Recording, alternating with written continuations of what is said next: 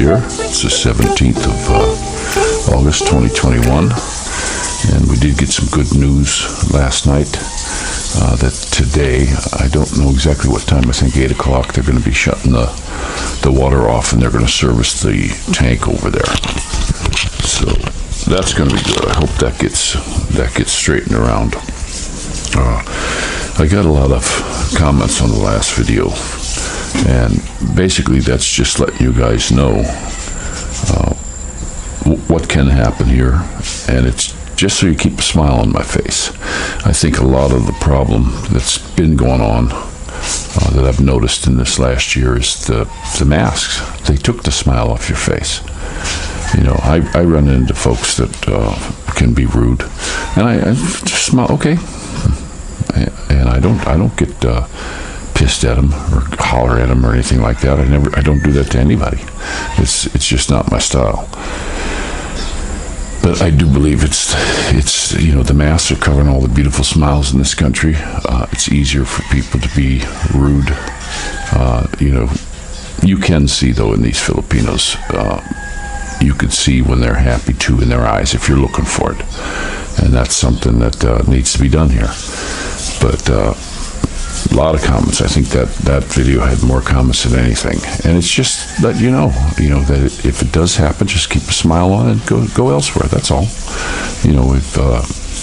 If something that my mom, one of her sayings was, she never wanted to darken anyone's doorstep. So if somebody in the store, now people have a bad day. I mean, if somebody's going to be rude, I don't know what happened to that girl in the store the other day. Who knows? Could have been a bad thing. Maybe she just caught her husband cheating or something. I don't know.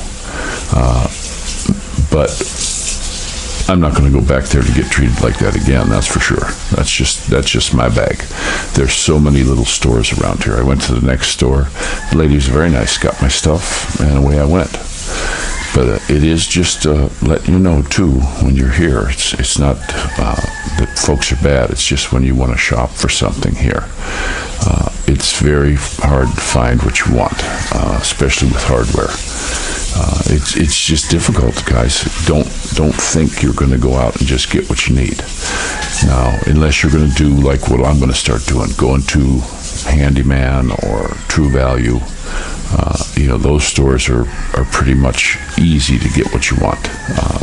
They have it, and it seems to me that a lot of the folks in there, like when I go to Wilcon Depot and I want to look for something, there's one dude in there I really like, and there's a girl in there too. They know their stuff. The girl works like in the plumbing area, and the dude works in the tool area, but he'll take you all the way to the other side of the store and go right to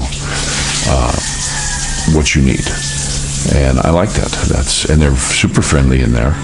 I've never had a bad experience in Wilcon Depot, True Value, or Handyman. Handyman's another great store for if somebody doesn't know, they'll say, hey, I don't know, but I'm going to take you to this person who does. I truly think when you're working in a store, they should always start people out as stock people. Restocking the shelf so they know where things are. That's just a good business practice. When I was very young, before I went into service, I actually got a job in a parts department for a big Chevrolet dealership. And they were getting into Buick, Cadillac, and all this kind of stuff, so they were stocking parts. And I got hired in, and that's what I did. They stuck me in the back. First they had me cleaning. They had a big area that had fenders and stuff, and they wanted them all dusted off. So I thought, okay, cool, I'm gonna do a good job at this. Got in there, cleaned that whole area. Then they moved me up to behind the counter, and they had me cleaning and stocking the area. And they had, then upstairs they had like stereos and all this kind of stuff that they didn't really sell those to people. They took them out because those were what they called dealer parts, and all the cars would come from the factory in them days. I don't know if they do it today.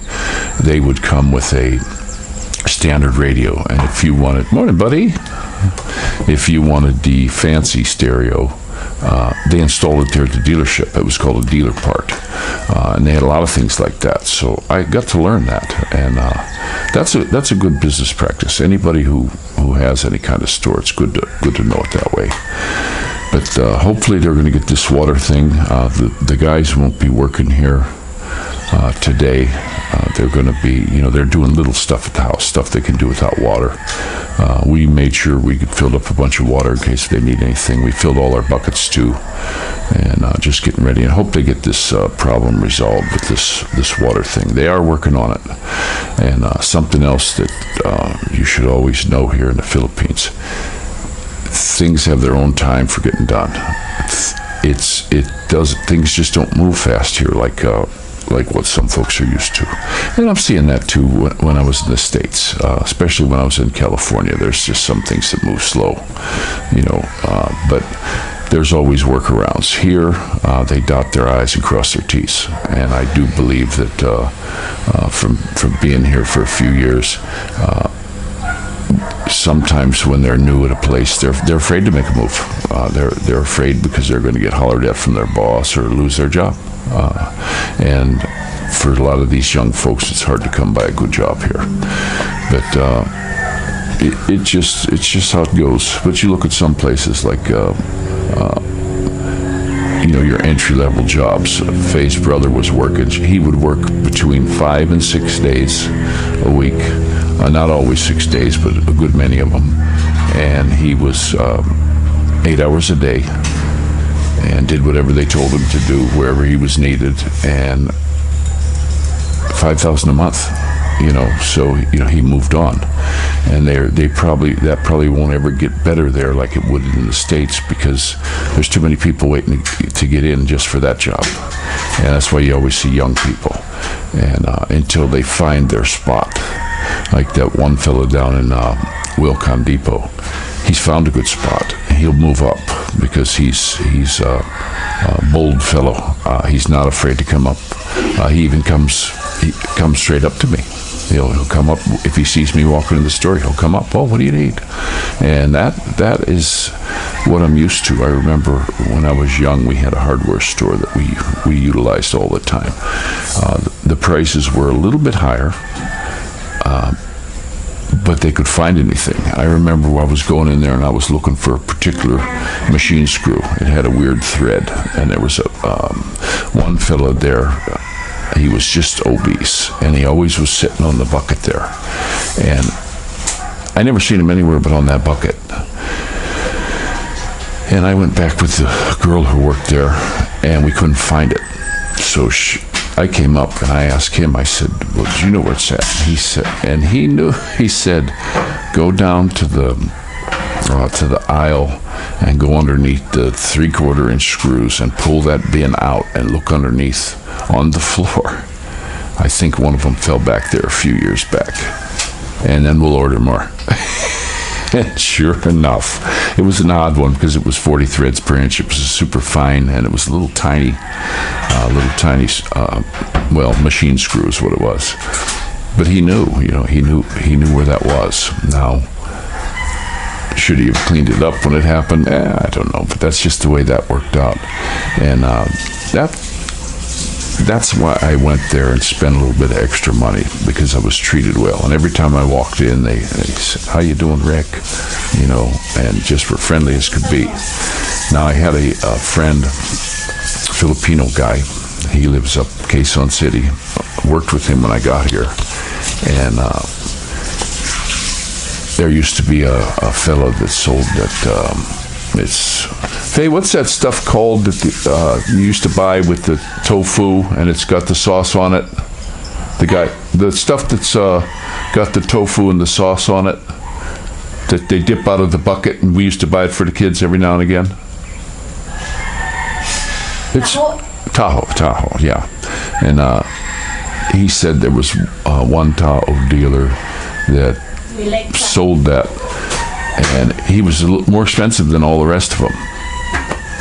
And I said, "Oh, okay. Well, what's up?" I was curious. Why are you talking about this guy? And he said, "Well, he was more expensive, but I always bought from him." And I said, "Well, why is that?" He said, "Because he remembered my name. He was always smiling.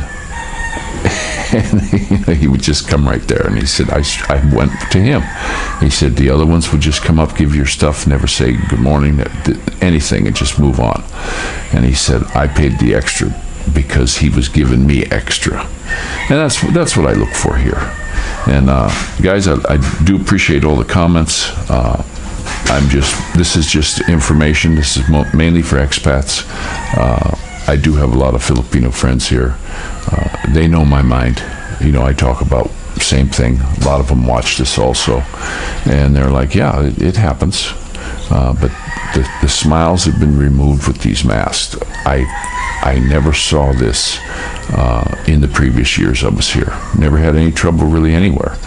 And the different times that there was things that I would run into like this, we could deal with it. Just talk to him, smile, hey, what's going on, blah, blah, blah. And it was handled. A lot of times when the girls were giggling and all that stuff, there was usually somebody there. But I think what happened in a lot of these little stores is because business is down so much, the parents are going somewhere else to work. I used to always see in the mom and pop stores, you don't see them so much anymore.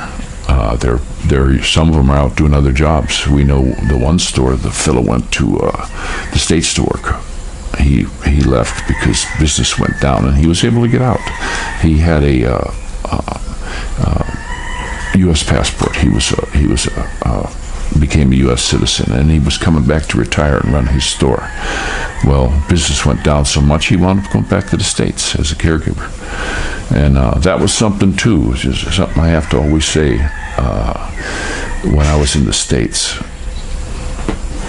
People seek out the Filipino for caregivers. It's just what you do. It seems to me that they're the most caring and treat you the best. When I was in California, I knew a girl that she wasn't a caregiver. She was a manager of the caregivers, doing their scheduling, getting their pays, and all that kind of stuff. And I got to meet a lot of them, and super people. They fall in love with their patient. Patients fall in love with them. We actually knew one that he got pretty old. I think he was 98, and he finally passed away. And he left the girl his car and 20 grand. That's something. That's really something. So, hi, handsome. But I'm going to go ahead and let you go. I appreciate all the comments we had on the last video. We are having a beautiful day today. We've got our walk-in and all that this morning. And it's going to be another just fantastic day, I think. I like it when it's not raining too much. Don't mind if we get a little bit of rain, but I just hate the steady rains. So don't forget to pray for each other. Take care of each other. This is Rick Shaw out.